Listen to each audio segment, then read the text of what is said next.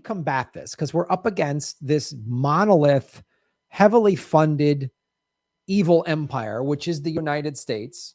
The United States is the evil empire. I live inside of an evil empire.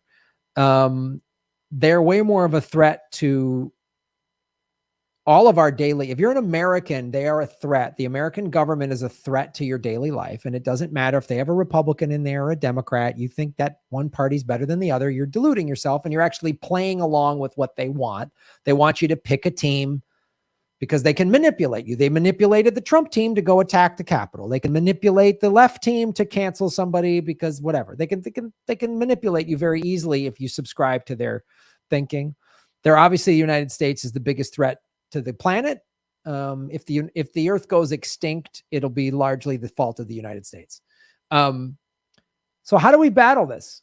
I mean, obviously getting the word out, having you on, you doing this show, doing on all Jimmy's show, and getting the word out and having people share this information is important.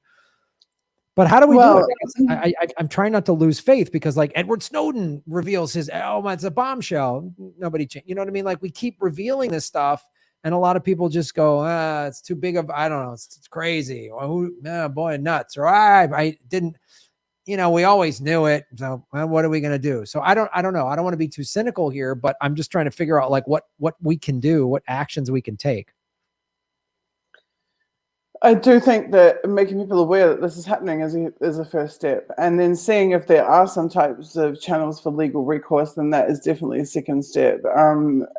Quite often we've seen that there is potential for, it is possible to get some legal recourse, even where it's not necessarily possible to achieve policy changes, though policy changes would be nice as well. Ultimately, we need to build systems that exclude these people. For example, NodeXL is not going to be able to operate on Panquake the way that they operate from Twitter. They're not going to be able to pull mass surveillance data feeds out of Panquake and profile users of Panquake the way they're able to do with Twitter. So that's just one example off the top of my head, that where we can build systems that protect our privacy and stop us from being surveilled en masse in that way. So they'll still be able to, manually reconstruct records from our blockchain on Panquake, but it will be a very long, painstaking, resource-intensive and arduous process for them. They won't just be able to press one button and suck everything in like they are from Twitter. And so that, we've got to support the tools that are changing the paradigm. Rockfin is changing the paradigm of YouTube. Panquake is going to change the paradigm of Twitter. Support these projects. Panquake needs your help. Panquake is 100% crowdfunded, and people have been doing unreal hours all year long to expedite the development of that project. So supporting alternatives, founding alternatives, coming up with ideas. We've just got to use our ingenuity, basically, what we'd call in New Zealand number 8 wire thinking, number 8 wire ingenuity.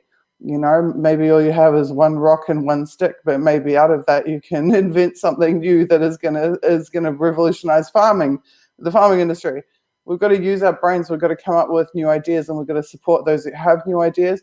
We've also got to get a lot more savvy too around not falling for a lot of this bullshit. I mean, for example, you look at the reporting we're doing. We're reporting on people who have ties to Clinton, people who have ties to CIA, people who have ties to DOD.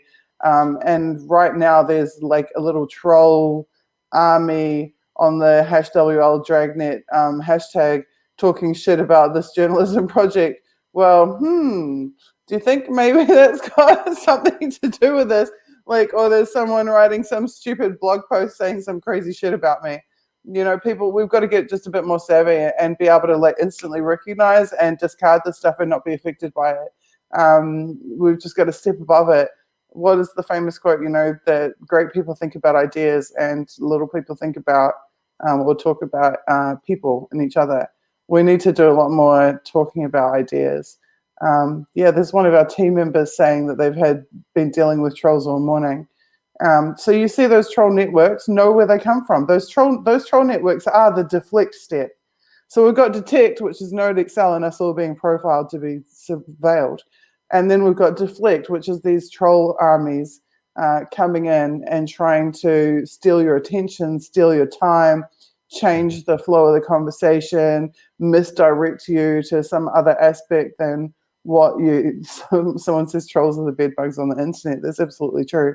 Exactly. But then you have the deter side, and that's something we're going to have to deal with as well. Right now in this world, there are people making money off of ruining other people's lives.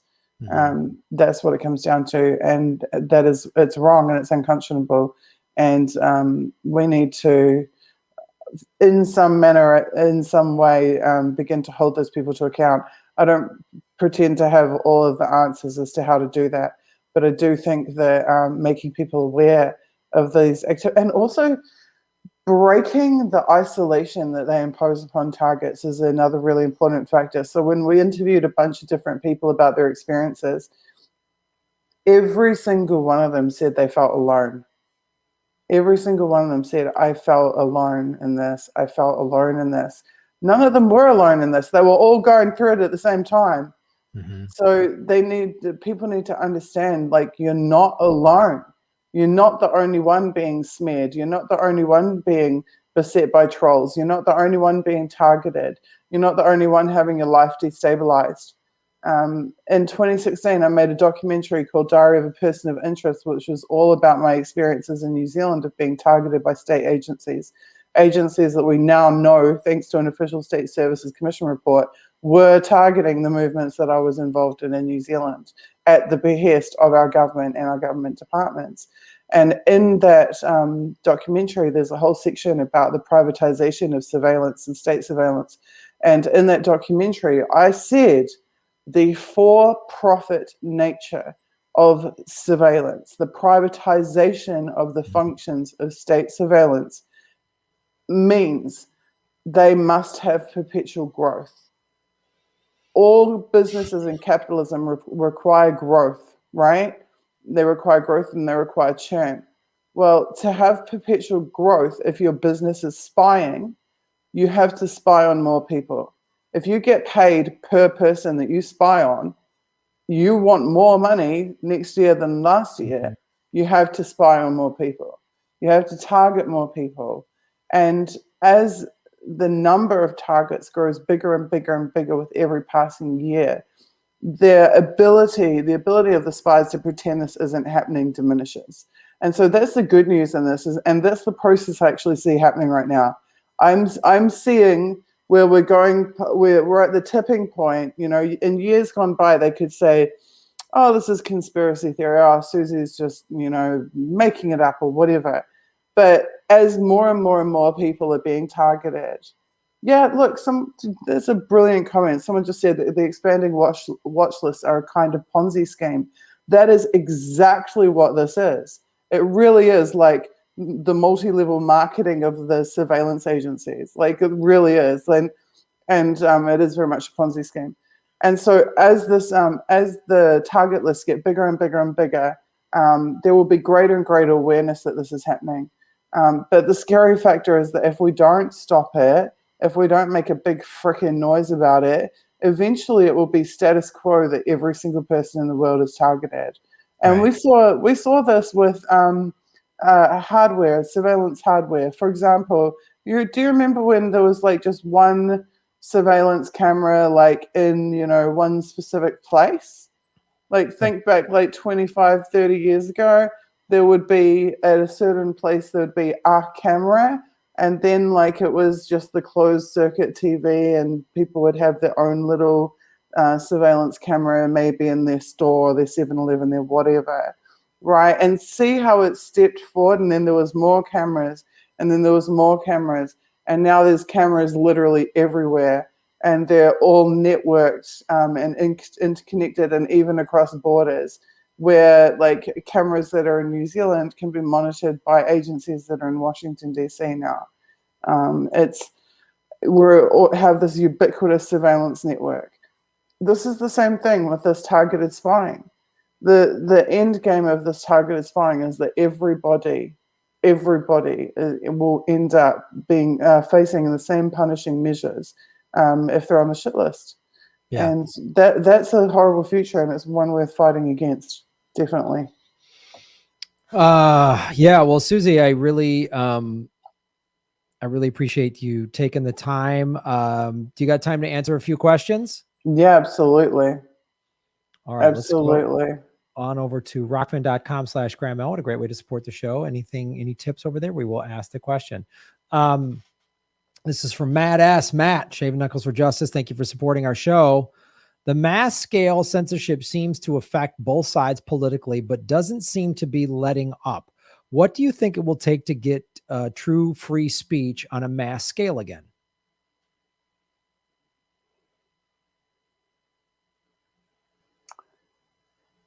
In a mass scale, is in a centralized way. I don't know. I actually think decentralization is key. I think we need to have a whole toolkit of options available to us, and ultimately we've got to make it trendy. Like, that's what it comes down to. It needs to be cool to care about this stuff. It needs to be cool to make sure that you're taking every option you can to not be monitored by the government. And conversely, it needs to be uncool to spy on people for a job. You know, what do you do? Oh, I work for a private intelligence company. Oh, that's disgusting. Quit your fucking job. Get a new job. Like this, it needs to be a cultural shift where we reject people whose daily employ is to target and destabilize the lives of other people. Think back in Vietnam War, like that's exactly the type of thing I'm talking about in the anti-Vietnam War movement. It was not freaking cool to admit that you killed Asian babies. That was not cool, and you were not cool if you were part of that. And I think we need to exactly the same thing here. It should not be cool to be contracting to whatever, government agency to stalk and surveil people based on their political opinions. I mean, let's be real, that's some Nazi shit right there.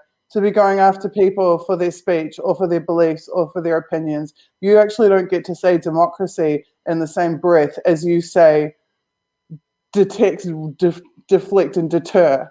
I mean, detect, deflect, and deter is literally some Nazi shit. And so you can't be cool. You can't be someone you want to be around, hang out with, or have in your life if you're engaged in that type of stuff against other human beings. Humanitarianism is cool. Having empathy for other people is cool. Caring about the planet in the future is cool. Trying to not have this planet die in a ball of flames is cool. Working for private intelligence is not cool. It's absolutely disgusting. Yeah. If you work for private intelligence, quit. Quit. Yeah. Literally take the moral high ground and get the fuck out of there. Yeah. Exactly. Melissa H. Melissa, thank you for supporting our show. Shave Your Knuckles for Justice at rockfin.com/Graham Elwood. Graham, you should have Suzie on an episode of Government Secrets in a segment, The Privatization of the Totalitarian Deep State. Thanks for all your hard work, Suzie. Thank you, Melissa. We appreciate that. Matt S. said, Shave Your Knuckles for Justice. I promise you, I'm not a deep state deflect troll, Graham. I swear. No, Matt, you ask very good questions. This stuff isn't fun to talk about. I didn't ever intend to spend my life talking about these things, but at the same time, I can't not talk about them when I see that they're happening.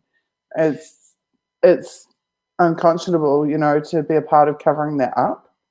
Mm-hmm. So. No, I remember when we first started talking, it was 3 years ago, you were like, Graham, I was a soccer mom in New Zealand. And then I just started getting involved in the Occupy movement and saw that the FBI was working with the New Zealand government and breaking the law. And then they started targeting you. When it happens to you, it really wakes you up. And I think that's the thing. I hope this wakes people. I hope you don't have to wait to get targeted before you go, oh man, this is for real.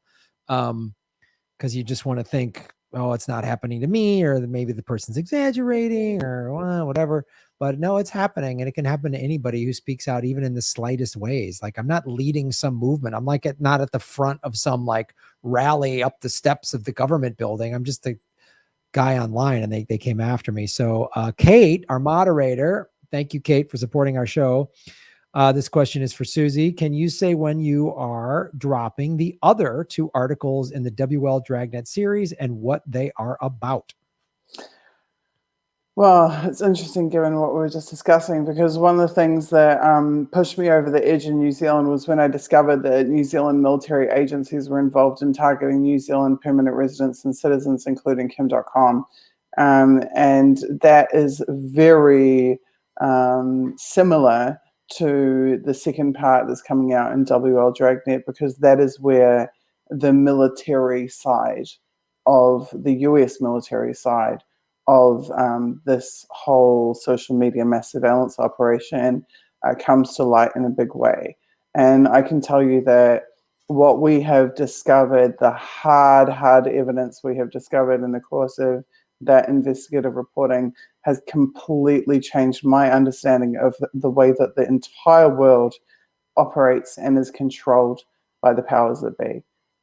It is a paradigm shift. I fully expect this next article to be 10 times bigger than the last one, because the next article isn't just about the WikiLeaks support community. The next article isn't just about people who care about Julian. The next article is about how entire nations are controlled. I won't say any more than that. It's very easy to give it away, but it's really enormous. It's probably the most enormous in scope and significance reporting that I've ever done in the last 10 years. It's huge. It may be out Monday, it may be out Tuesday, it may be out Sunday. It depends. I don't have a fixed publishing schedule for it. But the more, I can tell you, the more that you go and share part one, and the more people subscribe to part one, the less we'll feel that we need to spend our time marketing part one, and we'll move ahead with publishing part two. So everybody, if you're just tuning in, my name is Graham Elwood. You're watching The Political Vigilante. We're here with whistleblowing journalist Suzie Dawson, who has just released the first of a several-part series about private intelligence. And we were just asked, when is the next part coming out? You talked a little bit about Julian Assange. How much in these next articles are, well, rather I should ask this, has anything in the last 2 days of developments from the Assange trial going to be added to any of these parts coming out? I don't think so. It's really unclear what's going to happen in the next steps. I mean, there's a couple of options. One is that this becomes a UK constitutional issue and it goes to the Supreme Court, in which case there'll be a whole third round of case hearings and trials and everything else. Or, thank you, Sean Smith. Or it could be that they refuse it as a constitutional issue. It could go to a European Commission of Human Rights, Court of Human Rights. There's all different types of things that could happen. It's pretty unclear. In terms of that, I would just follow WikiLeaks' main account on Twitter and just see what information they're putting out, because they'll be the best and most reliable source around what's happening with Julian. This article is obviously framed around Julian, because the people who we interviewed about having been targeted are being targeted because of their support for Julian. As we know, Julian and WikiLeaks are being targeted by the CIA, are being targeted by actually a variety of US government agencies and intelligence agencies. And this seems very much to be part of a dragnet, the targeting of WikiLeaks supporters writ large. But the technology that's being used to target them, the networks behind that technology, and then the military side of social media mass surveillance is something that's impacting and affecting everybody in the world, and not just WikiLeaks. And that is, as I said before, what the rest of the series really is going to move into evidencing, not just talking about, but actually evidencing with hard documents. We have obtained documents from House Intelligence Committee. We have obtained documents from US defense contractors. And those documents paint a picture that is a step beyond anything we've ever heard of before. And that's what we'll be reporting on. Well, that is great to know. I did just see someone asked if I would go back to New Zealand. And if I miss New Zealand. I miss New Zealand a great deal. I miss the physical land of New Zealand. I miss the geography of New Zealand. I grew up on beaches. I lived my life on beaches, and I haven't even seen a beach in 6.5 years, 7 years. So I do miss the land of New Zealand, the Te Whenua, we would say, the land in Māori. I miss all the motu, the land. I miss the people. I miss the people. He tangata, he tangata, he tangata. I miss the people of New Zealand. I miss my whānau, my whānonga, my extended family in New Zealand, my friends, the people I care about, the people I love, and vice versa. I miss my culture very much. I miss my activist movements and the people who stood strong with me. I miss Wahine Toa, my other women warriors who stood behind me in activist movements in New Zealand. I do not for one second think that I would make it through the airport in New Zealand. And that's unfortunate because I've never committed a crime. I've committed no crime. But in the eyes of the Five Eyes intelligence services, I am some type of like God knows what like designation they've come up with me. I mean, just as one example, TPPA No Way, which is a hashtag I co-founded in New Zealand, which went #2 worldwide. That movement was called by the New Zealand police a threat to national security. So I guess this is, yeah, like literally that's what they called it. And all we were trying to do was stop corporations being able to supersede New Zealand law. And they called us a threat to national security for that. So I don't see myself being able to go back to New Zealand anytime soon, because I will be deemed a threat to national security. Me, a mother of 2 kids, who has just tried to educate people. I've done nothing. I've never done any physical, I don't have weapons. I wouldn't know how to use a weapon even if I had one. I'm not a physical danger to anybody. But because of what I say and because of what I write, I can't go home. And I hope that one day I can, very much. But I don't see it coming anytime soon, not while New Zealand is so beholden to the military infrastructure of a foreign nation. And that's exactly the situation at its core. Yeah, well, that's sad, and it's a sad state of affairs that we're in. That you can't even live in your own country for the last 6 years, and so it shows you why this is so important to get this information out there, and why it's just awful. I mean, it's just like it's all this talk about democracy and freedom, and we don't have any of it. It's just a sham. It's a facade. We don't actually have it. If we really had democracy, we are the people fighting for democracy. Yeah. Those of us who want everyone to have a voice and to be unimpeded and, to be able to... There isn't a damn thing I've ever fought for that isn't written in the United Nations Declaration of Human Rights. Like, there isn't a single thing I've ever fought for that isn't actually enshrined in the Bill of Rights. We are the ones who are actually fighting to restore the promise of democracy. And if we hadn't been promised democracy, we might not have known any different to want to fight for it. But, we are the ones holding the democratic values. That's what it comes down to. And the people who we are talking about and the people who we are educating other people about, these agencies, they're the ones that are trampling on democracy every single day. They've established a network of control and mechanisms of control utilizing technology for the purpose of control that is in total violation to democratic principles. And all of this targeting that they're doing is a violation of democratic principles. They have no right to utter the word democracy. None. No, it's the least democratic thing I've ever seen. It's just, it's pretty awful. Well, Suzie, I know it's getting late there and you've been working crazy this last week. So I really appreciate you taking the time to explain all of this to us and to answer questions. It was great. It's always great to see you. Tell everybody there I said hello, and we'll have you back on the show when you drop more articles. Okay, cool. And yeah, give me another week and we'll be back with a big story. Thank you all so much for supporting us. Please, if you want social media freedom, go to panquake.com, donate, but more importantly, tell everybody about it and help fortify my team to get this project finished. We actually have another Panquake delivery meeting tomorrow night, so there'll be more updates on the development progress then.